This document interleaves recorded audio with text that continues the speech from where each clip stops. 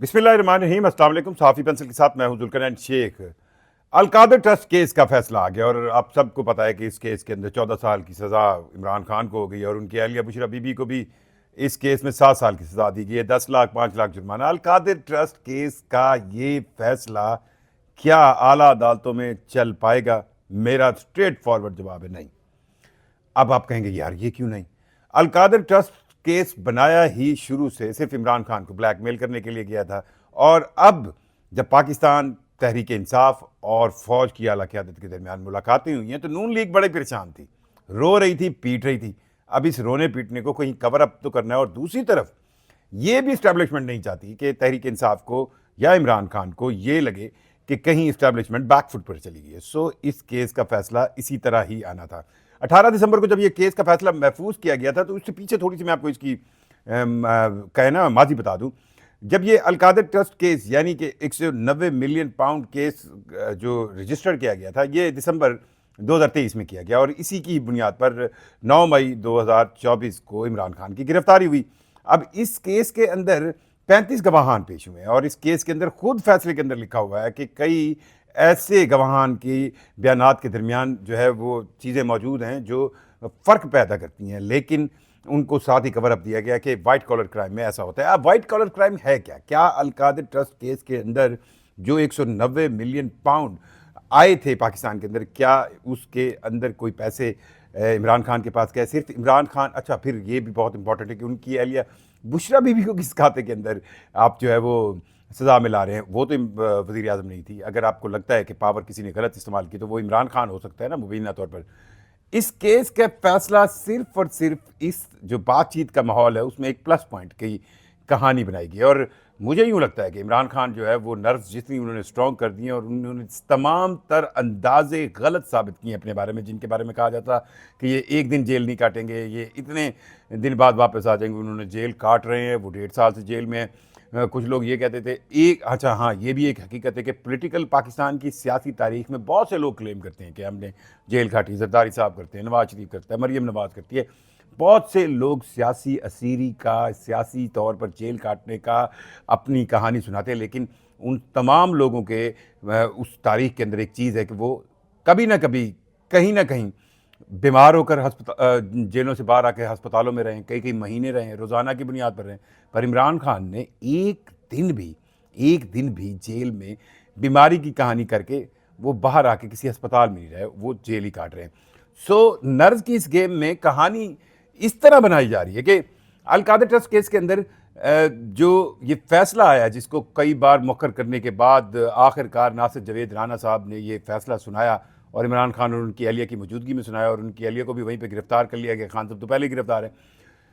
इस फैसले का मकसद सिर्फ और सिर्फ वो नून लीग के धड़े हल्के जो रोना रो रहे थे, जो रोते हुए एस्टेब्लिशमेंट के पास जा रहे थे कि जनाब आप तो बातचीत कर रहे हैं, आप तो उनसे मिल रहे हैं, आप हाई लेवल पे उनसे मिल रहे हैं, आपने मुखा कर लिया, उनको थोड़ा आसरा देना है।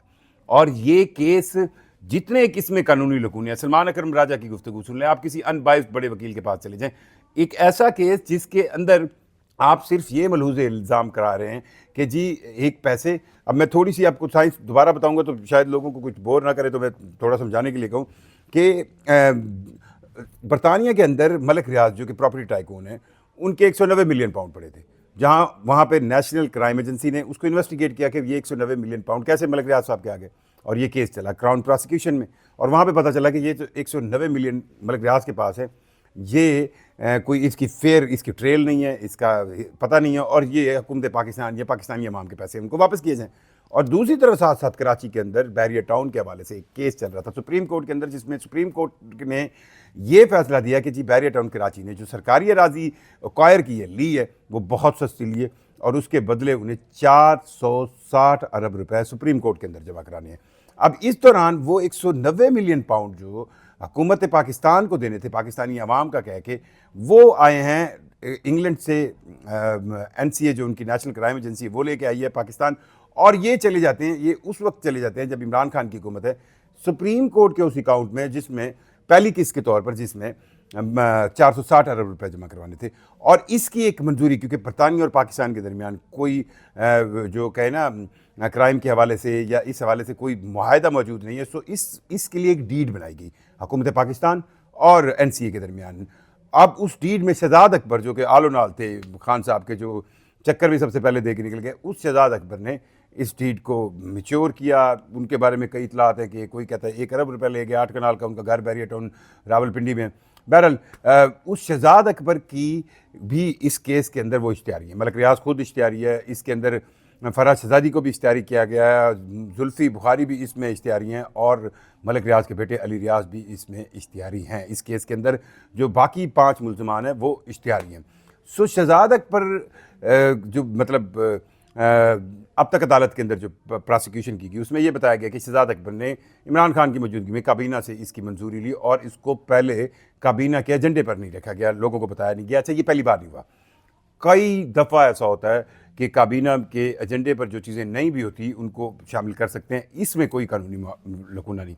अब जब ये पैसे आ गए तो उसके बाद एक अलकादर ट्रस्ट के नाम से एक यूनिवर्सिटी बनती है जिसका अब तहवील जो है पंजाब गवर्नमेंट को दे दी गई है, और अब मरीम नवाज साहिबा भी उस पर बड़ी खुश हैं। चलें, एक और यूनिवर्सिटी मिली, बाकी यूनिवर्सिटियों के वाइस चांसलर पर मरीम नवाज और जो गवर्नर के दरमियान लड़ाइयाँ चल रही थी उसमें अब एक और यूनिवर्सिटी शामिल होगी, इसका भी वो चांसलर लगा लें। बहरहाल इस यूनिवर्सिटी के हवाले से जेलम के अंदर जो है मलिक रियाज की उसी बहरिया टाउन ने 450 कनाल से ज़्यादा, ये 457 कनाल ज़मीन लेकर इस ट्रस्ट को दी।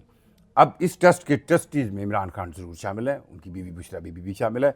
अब यहाँ पर सिर्फ एक ये सवाल पैदा हो रहा है कि क्या इमरान खान को बतौर वज़ीर आज़म, जब वो एक ऐसा केस 190 मिलियन पाउंड लाने के लिए एक डीड कर रहे हैं और उसी कंपनी से जो है वो इस ट्रस्ट के हवाले से जो है वो ज़मीन ले रहे हैं। अच्छा, यहाँ पर भी मैं आपको बताऊँ जो कानूनी लकूना इमरान खान के फेवर में आएगा वो ये आएगा कि मलिक रियाज और अली रियाज इस केस के अंदर इश्तिहारी हैं और अदालत ने हुक्म दे रखा है कि उनकी तमाम तर जो पाकिस्तान के अंदर जायदाद हैं उनकी कुर्की की जाए। और मज़े की बात है, उन दोनों बाप बेटे के नाम पर एक दहली भी नहीं है, एक साइकिल भी नहीं है, एक गाड़ी नहीं है, 1 इंच नहीं है।